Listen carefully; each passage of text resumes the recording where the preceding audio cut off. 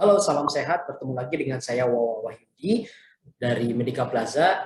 Dan di dalam video induction kali ini kita akan membahas terkait dengan ambulans, ya, atau pelayanan menggunakan ambulans.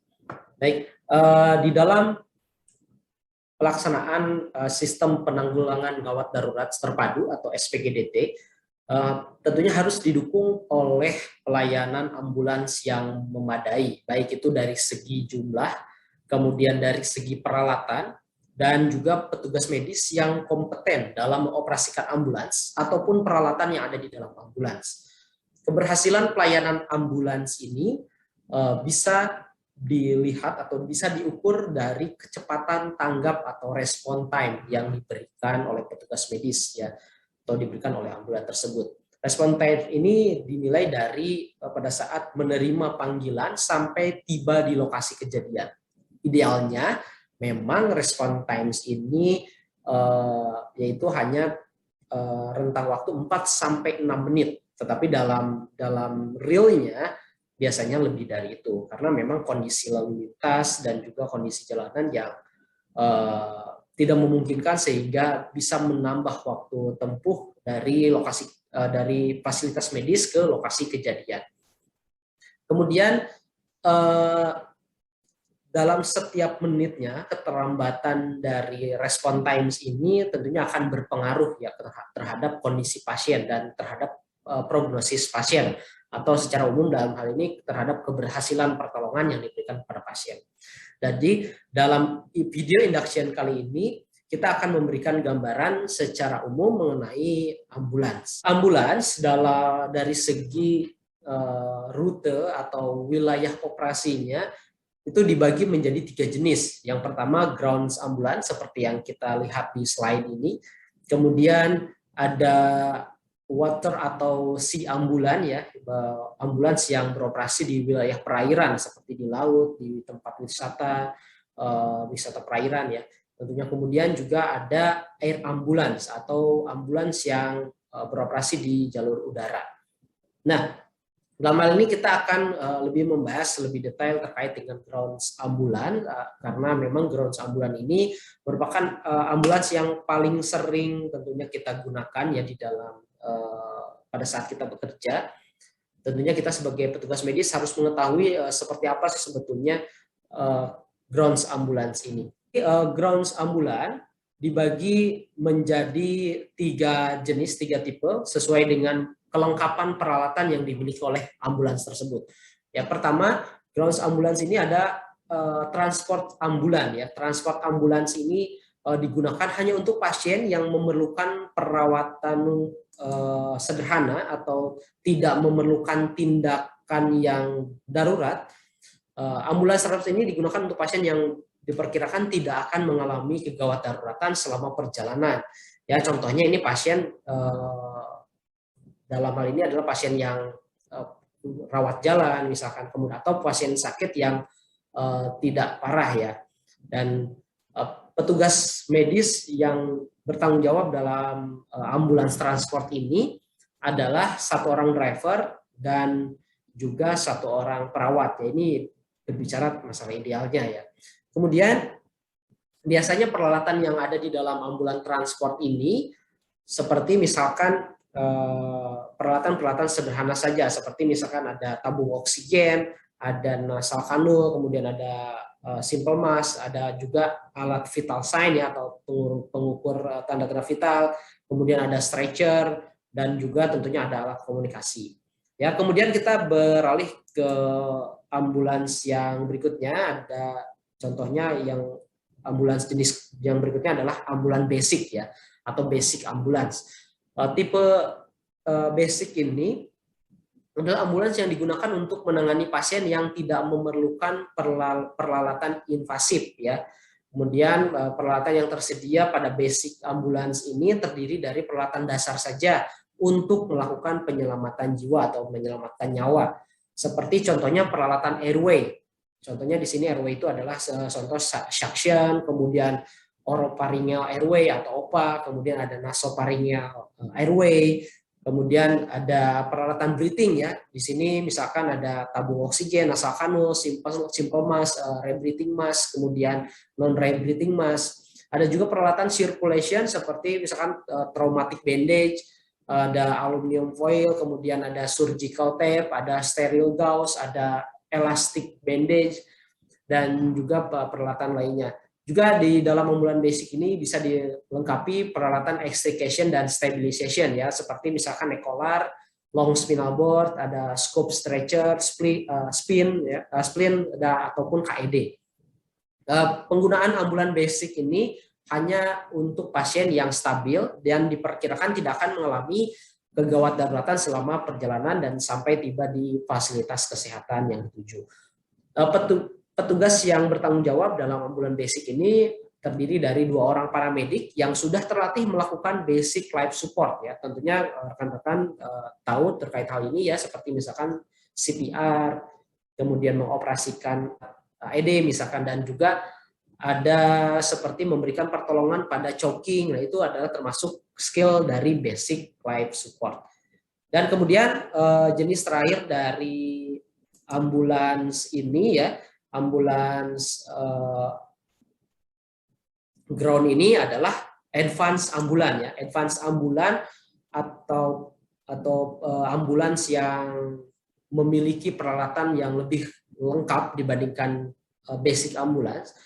Ambulans ini digunakan untuk melakukan pertolongan ya, untuk melakukan pertolongan gawat darurat ataupun kondisi pasien yang kritis. Peralatan yang tersedia pada jenis ambulans ini meliputi peralatan tindakan definitif ataupun tindakan invasif, dan juga terdiri dari obat-obat emergensi juga. Nah, ambulans advance ini juga digunakan sebagai alat transportasi rujukan antar rumah sakit ya. Jadi kalau merujuk dari fasilitas kesehatan medis atau fasilitas kesehatan ke fasilitas kesehatan yang lainnya, itu menggunakan ambulans jenis advance. Yang memperhitungkan bahwa pasien tersebut bisa saja mengalami kemungkinan kegawat daruratan selama perjalanan. Dan juga petugas yang untuk mengoperasikan ambulan advance ini atau advance ambulan ini adalah petugas yang sudah berpengalaman dalam melakukan penanganan pasien darurat ataupun pasien kritis ya. Kemudian juga petugas ini juga harus menguasai tindakan definitif dan juga mengoperasikan alat-alat advance ya. Contohnya tindakan definitif seperti intubasi dan lain-lain. Kemudian petugas medis dalam hal ini juga bila perlu bisa dilengkapi oleh 1 orang dokter.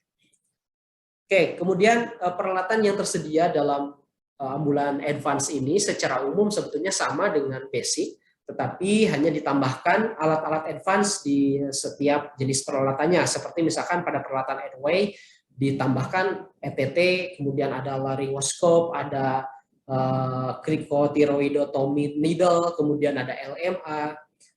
Kemudian pada peralatan breathing juga biasanya ditambahkan dengan pulse oximeter ya. Ada juga bahkan portable ventilator bisa terdapat pada ambulans advance ini. Kemudian pada peralatan circulation biasanya ditambahkan juga dengan AED ya. Kemudian ada defib, ada EKG, ada IV lines, sampai juga dengan urine catheter ya. Pada ambulans advance ini juga biasanya ditambahkan obat-obatan emergensi seperti misalkan cairan infus, infuset, obat gawat darurat sirkulasi, misalkan contohnya epinefrin, atropin, kemudian obat kegawat daruratan pernapasan, misalkan salbutamol. Kemudian juga ditambahkan ada obat alergi, anti nyeri, dan juga bisa ditambahkan anti bisa ular ya. Dan kemudian seperti itu yang bisa saya sampaikan terkait dengan ground ambulan. Jadi ground ambulan ini dibagi menjadi 3 sesuai dengan kelengkapan peralatannya. Ada transport ambulan, ada basic ambulans, dan juga advance ambulan. Nah, kemudian kita memasuki ke jenis ambulans yang lainnya ya. Ini yang kita lihat di dalam slide ini adalah water ambulan atau sea ambulans ya, atau ambulans yang beroperasi di wilayah perairan. Contohnya seperti di laut, danau, kemudian daerah kepulauan ya, dan juga misalkan tempat wisata yang memiliki daerah perairan ya begitu.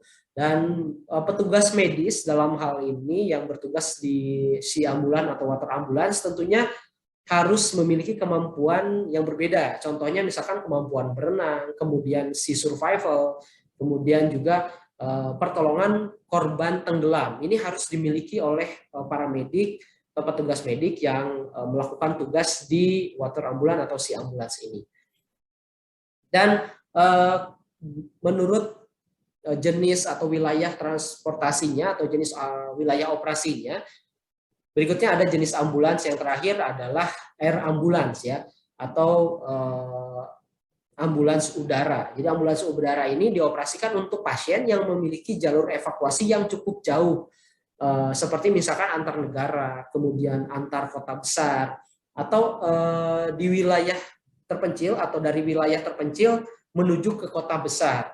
Nah, petugas ambulans udara ini atau petugas air ambulance ini tentunya perlu mendapatkan pelatihan khusus ya, karena pada beberapa pasien memiliki resiko yang tinggi ketika dia berada di ketinggian, sehingga petugas medis dalam hal ini harus memperhitungkan bisa jadi terapinya berbeda, kemudian kebutuhan oksigennya berbeda. Nah, ini harus diperhatikan terkait dengan pelatihan untuk air ambulance ini. Ya, air ambulance ini memiliki beberapa tipe atau memiliki beberapa jenis pesawat yang digunakan ya, seperti misalkan tadi helikopter, kemudian ada rotary wings, ada fixed wing ya, sesuai dengan kebutuhan atau ketersediaan air ambulance di wilayah tertentu. Nah, kemudian evakuasi menggunakan air ambulance atau ambulans melalui jalur udara ini tentunya memiliki keunggulan, seperti misalkan waktu tempuh yang lebih cepat dengan menggunakan jarak yang cukup jauh ya dibandingkan misalkan dengan ground ambulans. Kemudian tentunya ini disebabkan karena tidak adanya hambatan lalu lintas ya ketika di udara gitu. Dan juga kemudian keunggulan yang lainnya, misalkan walaupun kondisi jalanan pada saat itu kurang baik, tetapi karena jalur udara sehingga ini bisa mempercepat proses evakuasi, ya. Dan tentunya jalur evakuasi lewat udara ini memiliki angka kejadian kecelakaan yang jauh lebih rendah dibandingkan ambulans darat, ya.